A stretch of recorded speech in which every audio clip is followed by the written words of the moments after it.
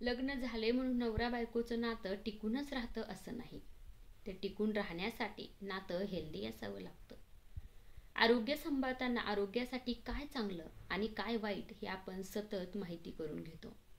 जे चांगलं ते स्वीकारून जे वाईट ते सोडत जातो. नवरा बायकोच्या नात्यातही प्रेम टिकून ठेवण्यासाठीही नेमकी याचीच गरज असते आणि अनेकदा अनेकाकडून याकडे दुर्लक्ष होते. संवाद हा कोणत्याही नात्यासाठी ऑक्सिजनचं काम करतो. नवरा बायकोच्या नात्यात तर प्रेम विश्वास निर्माण करण्यात संवादाचा वाटा खूप मोठा असतो. पण संवादाचा विसंवाद होत असेल, भांडणाचं विसंवादाचं कारणच संवाद असेल, तर संवाद साधताना आपलं काय चुकतंय हे नवरा बायकोने तपासून घ्यायला हवे. नवरा बायकोच्या नात्यात दुरावा निर्माण करणाऱ्या या काही सवयी बदलल्यास संवाद सुधारतो आणि नातं देखील. संवाद करताना आपल्या नेमक्या कोणत्या गोष्टी चुकतात? पहिली म्हणजे सतत टिंगल करण्याची सवय.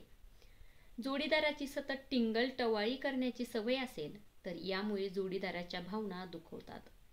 एकांतात चार चौघात मजा उडवली जात असल्यास जोडीदाराच्या मनात चीड वैताग निर्माण करतात. जोडीदाराकडून एखादी गोष्ट उणे घडली, त्यात काही कमतरता राहिली, एखादी गोष्ट चुकली बिघडली तर जोडीदारास कमी लेखण्यापेक्षा हसत खेळत ती गोष्ट समजून घेण्यात जोडीदाराला वैताग नव्हे तर आधार वाटतो. दुसरी गोष्ट म्हणजे सतत टीका करण्याची सवय. आपल्या जोडीदारावर सतत टीका करणं ही गोष्ट नात्यात कडवटपणा निर्माण करते. जोडीदार चुकीचा वागला किंवा वागली म्हणून टीका केली हे यावरचं कारण नाही. जोडीदारावर सतत टीका केल्याने, टीका करताना आवाज चढल्यास, वावगा शब्द वापरल्यास जोडीदाराचं मन दुखावतं. सततच्या टीकेचा जोडीदारालाही कंटाळा येतो. बोलायलाच नको अशी भावना निर्माण होते.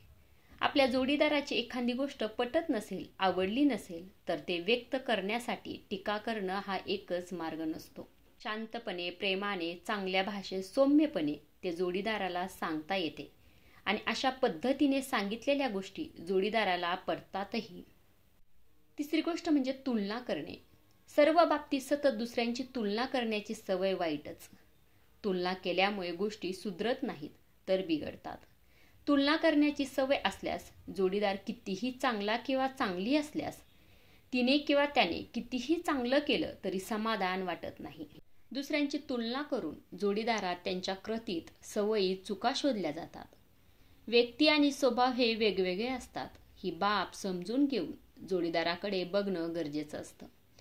तुलना करण्याची सवय जोडीदारात कमीपणाची भावना निर्माण करते. चौथी गोष्ट म्हणजे सतत वाद घालण्याची सवय.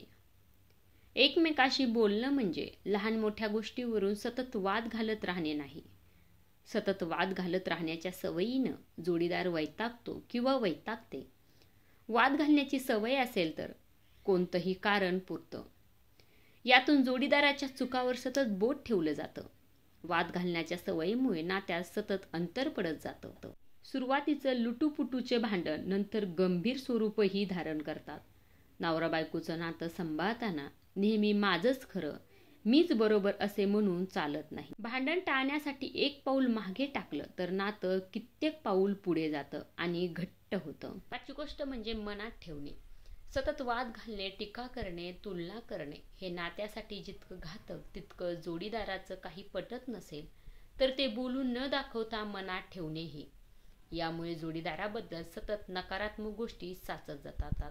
न पटणाऱ्या गोष्टी बोलल्या न गेल्यामुळे जोडीदाराबद्दलचा दृष्टिकोन दूषित होतो. याचा नात्यावर परिणाम होतो. जोडीदाराबद्दलच्या न पटणाऱ्या गोष्टी मनात ठेवण्यापेक्षा वेळच्या वेळी समजूतदारपणे त्या बोलल्या गेल्यास मन मोकळे होते. आपल्या जोडीदाराला काय खटकतंय, काय आवडत नाही याची जाणीव सोबतच्या व्यक्तीलाही होते. यातून संवाद घडतो. जोडीदाराला समजून घेण्यास मदत होते.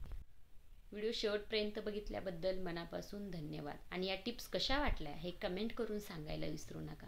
आणि असेच नवनवीन व्हिडिओ पाहायला आवडत असतील, ऐकायला आवडत असतील तर चॅनलला जरूर सबस्क्राईब करा. आणि हा व्हिडिओ आवडला असेल तर लाईक करायलाही विसरू नका. धन्यवाद.